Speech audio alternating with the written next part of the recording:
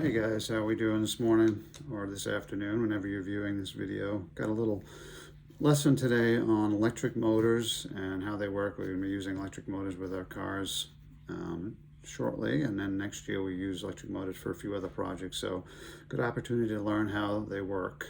And it all comes down to magnetism and harnessing the power of magnets. I've got a couple of earth magnets here, and you can see when I put them together, when I put them close enough together, there's enough energy there to kind of draw them together like that. You can see there's actually some motion. But you probably know this, but there's a north and a south pole to a magnet, and if you put the two like poles together, like the two south or the two north together, they kind of repel away from each other. They don't want to be near each other. In fact, there's enough energy, just as much energy there in repelling as there is in attracting. So if I push them real close together like that, you see how there's actually a little bit of rotation there. There's repels away that from that side and then attracts to that side. And that's kind of one of the theory behind electric motors and how they work. We use magnetism to make something spin. Okay, it's the main way we use electricity to make motion, and electric motors are used in all the machines in the shop, and cars, and all kinds of things around your house use electric motors. It comes down to, and most electric motors don't use magnets like this. They use something called electromagnet, and I made an electromagnet here. An electromagnet is a way of converting electricity into a magnet. And what you do is you can take an iron core, in this case a steel nail, which is mostly iron, and I wrapped a bunch of wire around it, copper wire. It's got insulation on it, and you have to kind of be careful how you wind it. It's got to be pretty neat. You got to keep going in the same direction. And what that does is it converts the electrical field into a magnetic field through the iron core. Iron's the only metal that is magnetic, right? If you did this on aluminum, brass, copper, anything like that, it wouldn't work. It has to have iron in it. And I've got it hooked up to my power supply here. I've got a power supply right there. I'm going to turn this on, and I'm going to turn up my voltage. And I'll turn it up to about 6 volts, and let's see what kind of magnetism we get from that. You can see it's picking up that nail pretty well. It's a pretty strong little magnet, like that. You'll probably find a bigger nail here. Picks that up too. Picks them both up. What do you think is the way we can increase the power of this magnet? That's the beauty of electromagnets. Not only can we, pick up stuff like that, but we can also change the power. I can even turn the power off, and when the power goes off, it stops. It's hard to control a magnet like that, an earth magnet. You can't really control it. But with electromagnet, we can just turn it on or turn it off. Okay. Another thing we can do is we can increase the power, which probably you figured that out already. All I have to do is turn up the voltage and go from real low voltage here, barely picking that nail up. It's having a hard time with that. Or I can turn it up and it picks it up really, really well. Look at that, it even moves it around. I've got it turned up to like 9 volts now. It's pretty powerful magnet, but it's starting to get a little hot. So the other thing we can do to control this magnet is we can kind of do the same thing we do with these two. It becomes a north-south pole magnet. Okay, when I turn this on like this, if I go to put it against that, you can see it kind of repels away, but it wants to go to this side. Right now, it's attracted to that side, so that means those two, one is north and one is south. But if I take my power supply and I change the way the electricity is going to it, if I make this one positive and this one negative, okay, which is reverse from the way it is right now, that will change. Look at that. So we try that again. Now it's attracting. This is a north, that's a south. And when I reverse the current here to make it the opposite, it repels right away from that and it wants to attract to this side instead. So it's just like this magnet, but now you have a magnet that you can turn on, turn off, and you can change the north and south pole. You can make it stronger or weaker. So there's a lot you can do with something like this. You see those cranes they have, they can turn on a big magnet, it can pick up scrap metal in cars and things like that, and then just to release it, they just turn the magnet off.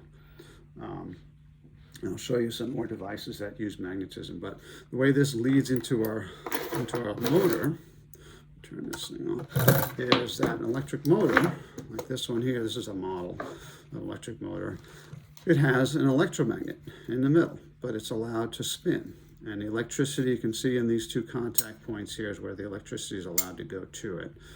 On the outside, we have two earth magnets. In this case, most motors have something different, but we have two earth magnets. And this one is a teaching model, so it's labeled south and north. And this is going to become a magnet just like this one here when I put electricity into it. And just like this one, it's going to have a north and south pole. In this case, when I turn it on, it's going to have a south pole, which is going to end up right next to this south pole, right? And we know they don't want to be next to each other. They're going to want to repel. So it's going to push away. And this is north pole, they don't want to be together either. So they're going to repel away, and this is going to start to spin. And it's going to get to probably, let's see here, it's probably going to get to about, maybe this point here, right there. And now, since the electricity is now entering this magnet in reverse, the way we did it with our box a minute ago, instead of this being north wanting to come over here, as soon as it gets over here, it becomes south. It changes because of the way the electricity is contacting that electromagnet. So it doesn't want to be there, so it spins back again. And so what the electromagnet is doing is constantly changing from north-south, so that it can attract and then repel, and then attract and then repel. And that creates that spinning motion in there.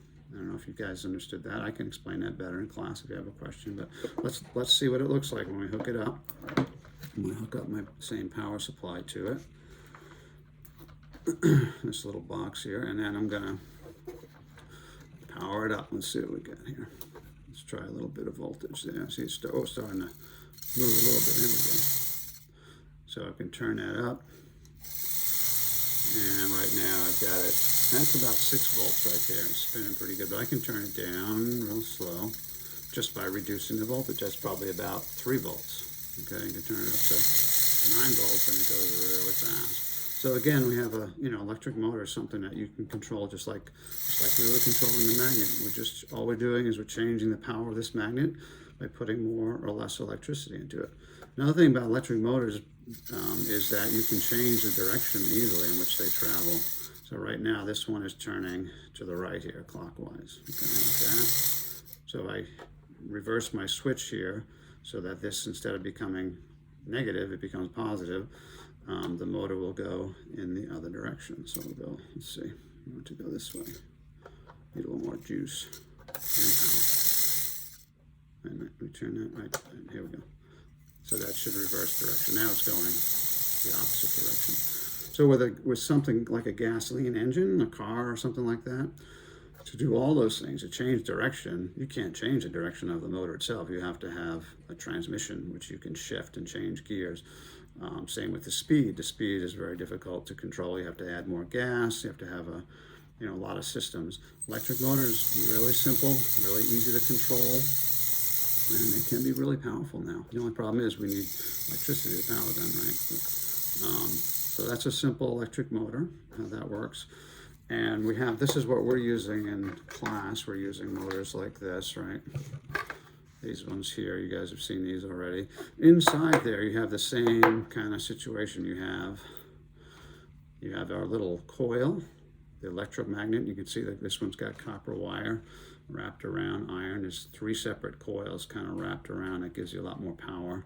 And that's rotating. That whole thing is rotating just like this was inside this container. And also in there are magnets. They're earth magnets. Okay, you can see that nail sticking to them. You probably already noticed that screws and things stick to them. So this is a really small motor, so it's okay it's easy to have these little earth magnets in them. When we get to big motors like the ones that we have powering our machines, you can't really have big giant, earth magnets like this. That would be really expensive, and they're not as powerful as electromagnets, and they lose their strength over time. So with most electric motors that we have in the shop, we have something like this. I'm gonna get this one apart. This is a sander, by the way, those orbital sanders like we use for some of the projects. So this is the spinning electromagnet, like we have on the motor here, the same part right here. And instead of having the big earth magnets like these here, we have just 2 more electromagnets, 2 more coils, one on one side and one on the other. And they're basically, when you plug it in and turn it on, electricity goes to those and makes those two become magnetized. And then just like this one here, one's going to become a south and one's going to become a north on one side. And it's going to do the same thing, attract and repel this piece around the inside. And that's how that electric motor works. This one here, these are the parts that we see is how do you get electricity to something that's spinning? That's a tricky one. So you have, in this case, you have something called brushes, and you can see where these springs contact that coil, that armature like that.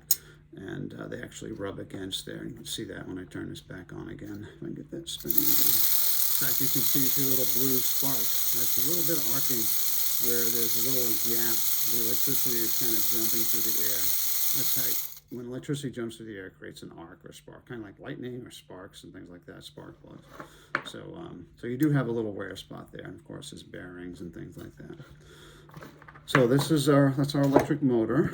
The other thing about electric motors with magnets in them, is they actually become generators as well. This is a little setup here that I made. You can, what you can do is you can take, I've got an electric motor here on one side, just like the one we use in class, and I've got another one here, and they're connected by a shaft, spinning a shaft that's allowed to spin. And this electric motor basically will become a generator. Instead of us putting electricity into it and then getting motion out of it, if we put some motion into it, we force that coil, if we force this coil, this spinning coil, past the magnet, it puts out electricity, it generates electricity. That's how all generators work. And you can kind of see that. I'm going to hook some power up to this one. This motor here is the one that's going to create the motion, so I'm going to hook my alligator clips to that, like that. And then when I turn my power on here, you guys can see there's a light. We're creating light, we're generating electricity. We're making this motor is our power supply. It's turning that motor. They're two identical motors. And now one is the generator and one is the motor. Like that. And that's how all electricity is generated, through something like a generator. It has to have these earth magnets. And of course you need something to turn it. We could use all kinds of things, right, to generate electricity. You could use a wind turbine or water turbine or something like that. Or we can, burn fuel and have an engine that turns it. There's a number of different ways we can do that. But there we go, that's a generator. I have another one right here. Where is it? Over here. This one's kind of bigger. There. I'll bring this all stuff back to school when I get back, and so you guys can play around with it. But this one, we got to crank it really hard. We can crank it, and we can get, hopefully not moving the camera too much here. Now you can see the light there. That's an incandescent bulb. You can actually see the electricity. It takes energy. I mean, electricity is not free. You got to have some way to create that. Some kind of work to create that.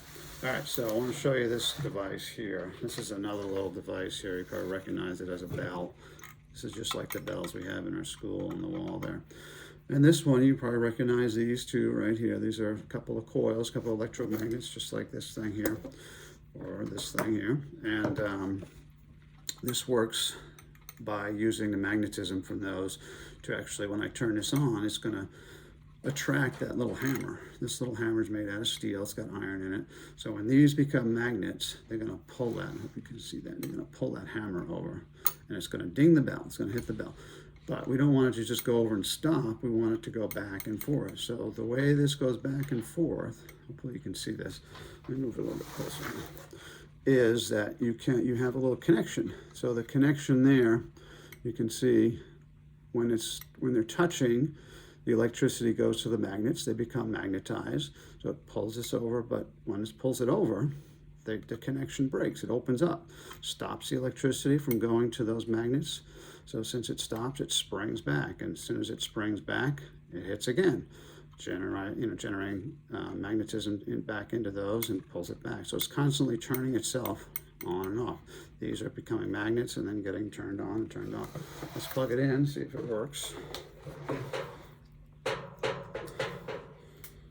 So this is basically like an old style maybe a doorknob or something like a doorbell, excuse me, or a telephone is used to use them. If I can get this thing to work. Why is it not working? Let's see. The right thing plugged in. I got the wrong thing plugged in. Let's try. Oh. It's like an alarm clock in the morning. So you can see there's actually a lot of sparking going on there, isn't there? Where that contact is opening and closing. The electricity kind of jumps across that arc there. It's kind of loud. Not the nicest sounding bell.